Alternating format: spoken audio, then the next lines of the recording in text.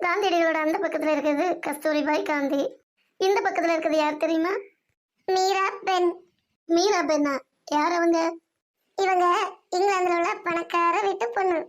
காந்தியடிகளோட வாழ்க்கை வரலாற்றை படித்து அவரோட தொண்டராகி வீட்டை விட்டு வெளியேறி இந்தியாவுக்கு வந்தவங்க. இந்தியாவுக்கு வந்ததோட மட்டுமில்லாம சுதந்திர போராட்டத்தில் பங்கேற்று 21 மாசம் சிறையில வாழ்ந்தாங்க.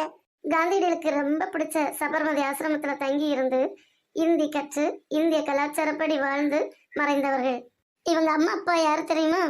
மீராபென்னோட அப்பா பேரு சர் எட்மண்ட் ஸ்லேட், அம்மா பேரு ஃப்ளோரன்ஸ் மேடலின் சாண்டர்ஸ். இவங்க அப்பா பிரிட்டிஷ் அட்மிரல்.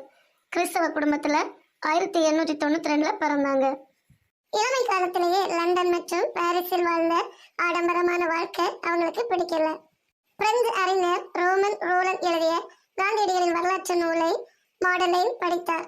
அந்த நூல் அவரின் வாழ்க்கையை புரட்டியது. இந்தியாவுக்கு வந்து காந்தியடிகளின் சீடர்களில் ஒருவராக வாழ விரும்பினார். 1925 இந்தியா வந்து கதராடை அணிந்து சபர்மதி ஆசிரமத்துல சேர்ந்தாங்க. காந்திஜியின் மற்ற சீடர்களை போன்று ஆசிரம பணியில் ஈடுபட்டாங்க.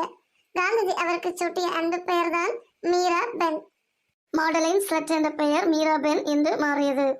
அந்த முதல் ஒரு இந்திய பெண்ணாகவே வாழ விரும்பிய மீரா பென் இந்துவாக மதம் மாறட்டுமா என்று காந்தியிடம் கேட்டபோது அதற்கு அவசியமில்லை, மனமாற்றம் இருந்தால் போதும், மதமாற்றம் தேவையற்றது என்று பதிலளித்தார்.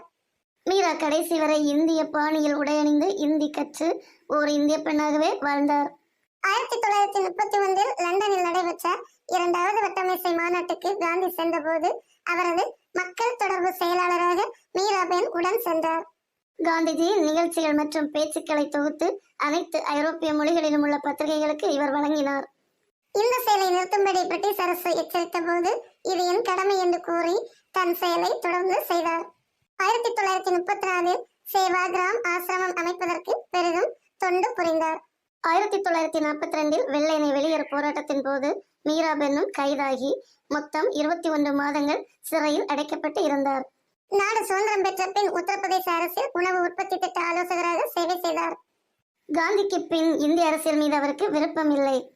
ரிஷிகேஷ் அருகே தனி ஆசிரமம் அமைத்து வாழ்ந்தார்.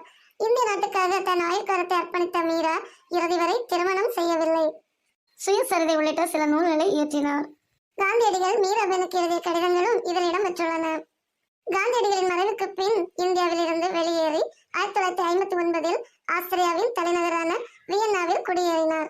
ஏறத்தாழ 90 ஆண்டுகள் வாழ்ந்த மீராபென் 1982 காலமானார்.